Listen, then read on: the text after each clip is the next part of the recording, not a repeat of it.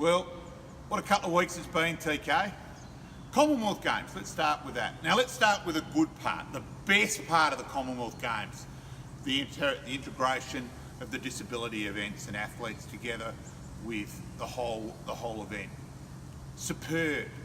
Kurt Fernley, maybe the best speaker in the country, absolutely brilliant. And I think the awareness of the disability sector out of that way, and obviously it is a passion of mine with Rick Neagle, etc. I thought that was easily the best bit of the Commonwealth Games. Okay, let's go to the negative bit. Now, the opening ceremony was a dog's breakfast. Somehow, inexplicably, it's almost an achievement that the closing ceremony managed to be worse. It was full of self-absorbent politicians, etc., that full of himself. The British lady trying to dress like she was from Harry Potter's teacher at Hogwarts was waiting for her to get the bloody wand out. Peter Beattie basically could not run the old saying, the piss up in a brewery.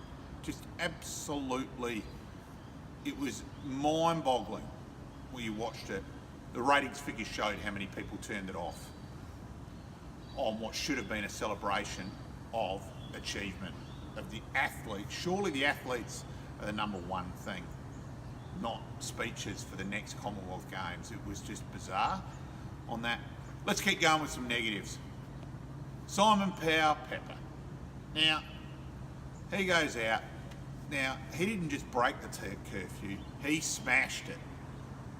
At 4:05, he's filmed, staggering out. Now, TK, we've all been in that condition at various times in our lives. TK headbutting glasses at Chocolate's Place, one of the great moments in world sport. Now, I take the girl with a grain of salt that she didn't go to the police, that I think she saw the dollar signs. So I take that with a grain of salt, but we've all been in that condition. There's no way in the world Powell-Pepper can say he actually knew what he was doing either. Port have given it the token one game so far. I would have loved them to have been stronger. Come out and really showed some oomph, and not just giving him the one game from the leadership committee. Almost a damn it, we got caught. Show some balls. If he'd been a fringe player, he would have got a month for that. And all clubs are guilty of that. I'm not just saying about Port. Every club does it in terms of whether it's a fringe player or a gun player or a key player. I just would have loved to have seen a bit more leadership there. On to the AFL last week. The Crows, they picked a team of giants to play in Eskimo conditions. Could they have been any slower, etc., now taller? I'm amazed that Darren Greats, the jerk, didn't get a game that they picked that side. It was bizarre. If you're going to treat the opposition with no respect and be so arrogant at the selection table, that filtered through to the playing group.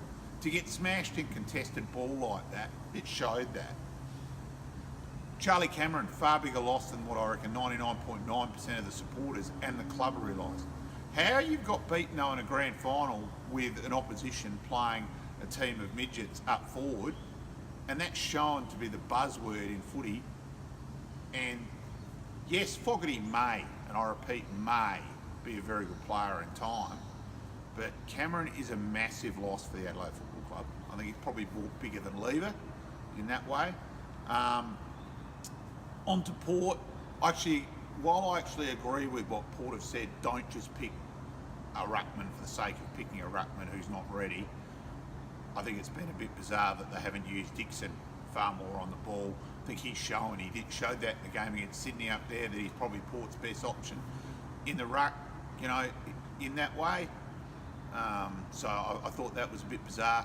Probably one real good thing about footy at the moment, look, and I was a person who came to getting rid of the third man up, and I still think that was a skill of the game. I haven't backed away in that way, but the emergence of the ruckman and all that. Brodie Grundy is, the prototype modern day footballer, that he's a midfielder as well. The stats numbers he's getting are huge. I was very critical when he fell to draft choice 18. He was 17, rucking at A-grade at SANFL League football. I couldn't believe that he fell as far in the draft. I always thought he was going to be a gun. He is showing that. rap that James Aish is coming through. He was at the Glenelg Oval last week. I did challenge him to try and beat Simon Powpepper's time out for that night. TK was a bit of fun with Aishi. In terms of other matters, cricket. Now, we've had almost a selling of the soul. I don't mind whatsoever taking away from Channel 9.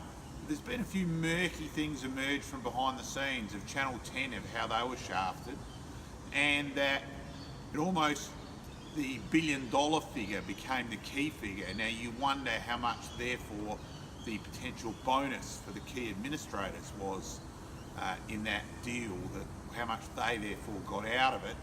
So whether they took the best deal for the game or the best deal for themselves, we wonder on that one. Allegedly, let's just be careful on how we word that one, Timothy. But yeah, look, as we know, Australian cricket hasn't been great now for a while, and I think that's another big question mark against its name, is probably a fair way of putting it. Other things we've got coming up, good luck to Adelaide United against Melbourne United this week in the knockout part of the A-League, so good luck there.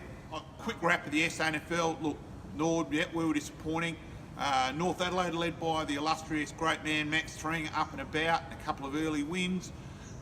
Westies rebounding after getting beaten by 20 goals to beat Centrals at Elizabeth, so it's looking like it's could be an even comp, so that's a plus.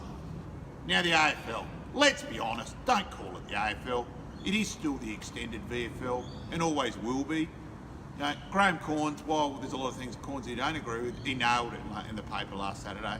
It is a farce of a deal yet again, just expanding the deal. Look, this bullshit that we've got to have 100,000 people at the game. Well, hang on, we're counting the MCC members in that for one. There's ways you can muck around with the figure there.